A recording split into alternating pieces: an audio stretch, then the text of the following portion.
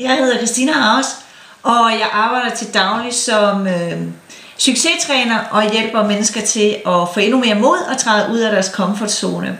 Og i dag kunne jeg rigtig godt tænke mig at snakke med dig om, eller fortælle dig lidt om personlig ansvarlighed, fordi det er en af de store passioner, jeg har i mit arbejde. Og grunden til, at jeg rigtig gerne og rigtig godt kan lide at arbejde med personlig ansvarlighed, det er faktisk, fordi jeg er overbevist om, at det giver os mere energi, det giver os mere power, og det giver os mere motivation til at ændre de ting, som vi rigtig gerne vil i vores liv. Fordi det er sådan, at når du ikke er personligt ansvarlig, så bliver du sådan lidt et offer. Og du ønsker, at tingene skulle være anderledes, og du tænker, at andre mennesker skulle gøre nogle andre ting, eller de skulle lave om på sig selv, eller hvad du nu går rundt og tænker. Og måske så stiller du dig selv sådan nogle spørgsmål, der er, hvorfor siger chefen ikke til mig, at jeg er helt vildt god, eller hvorfor kommer de andre ikke med opgaverne til tiden, eller hvorfor er vi ikke nok ansatte, eller hvorfor gør min kæreste ikke sådan, som jeg gerne vil have, eller hvorfor kommer han ikke med nogle flere blomster, eller hvorfor lægger hun ikke mit tøj sammen, eller hele tiden kan vi sådan, hvorfor. Det sætter os i en position, eller i hvert fald en situation, hvor det er, at vi føler ikke, at vi har kontrol over tingene.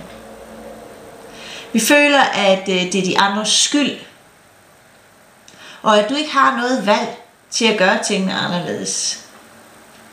Og det tror jeg faktisk ikke er sådan, som du rigtig gerne vil have det.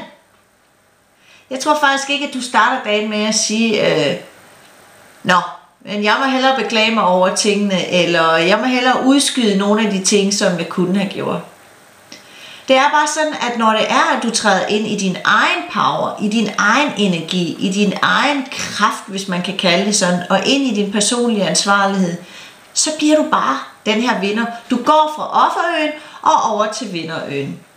Og på den måde, så får du mere energi til at ændre nogle af de ting, til de spørgsmål, som du faktisk har stillet dig.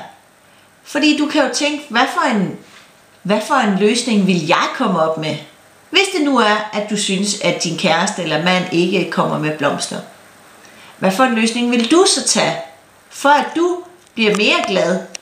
Fordi jeg tænker, det er jo det, som det gør, at der sker, når det er, at du får blomster. Det samme er det også på en arbejdsplads. Hvis du synes, at dine kolleger er meget, meget lang tid om at komme med de ting, som du har brug for, hvad kan du så gøre for, at de ved, at det er vigtigt for dig? Eller hvad kan du gøre for at få fat i de ting noget før? Så mit spørgsmål til dig er jo, hvad kan du gøre i dag for, at du får endnu mere personlig ansvarlighed? Så du bliver vinderen i dit liv, i stedet for at du går og beklager dig.